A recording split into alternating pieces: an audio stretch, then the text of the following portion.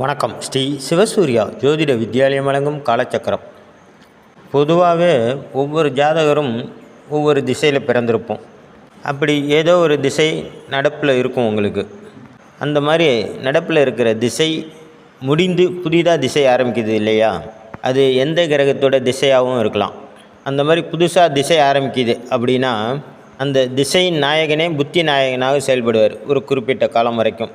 அது அவங்கவுங்க அந்தந்த கிரகத்தின் திசையை பொறுத்து அந்த கால அளவு நீடிக்கும், ஏறக்குறைய இருக்கும், கூட குறைச்சா இருக்கும்னு வச்சுக்கோங்க.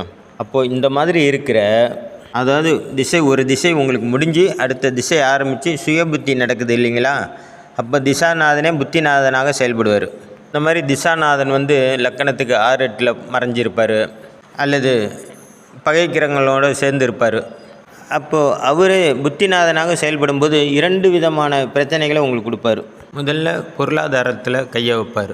அடுத்து அதிகப்படியான மன உளைச்சலையும் ஒரு விதமான பய உணர்வையும் ஏற்படுத்துவார். அதாவது அந்த சுய புத்தி திசாநாதனின் சுய புத்தி முடிகிற வரைக்கும் ஒரு விதமான பய உணர்வோடு செயல்படுற மாதிரி இருக்கும். அந்த மாதிரி இருக்கிறவங்கெல்லாம், அதாவது புதுசாக ஒரு திசை ஆரம்பித்து சுய புத்தி நடக்கும்போது நீங்கள் போக வேண்டிய கோவில் அப்படின்னு பார்த்தீங்கன்னா திருக்கண்டியூரில் உள்ள ஹரசாப விமோசன பெருமாள். இந்த கோவில் திருக்கண்டியூர், அதாவது திருவையாருக்கு பக்கத்தில் இருக்குது. உங்கள் ஜாதகத்தில் யாருக்கெல்லாம் சுய புத்தி நடக்குதோ அவங்க ஒரு முறை கண்டிப்பாக போயிட்டு வாங்க, மாற்றத்தை உங்களால் உணர முடியும். ஹரசாப விமோசன பெருமாள்.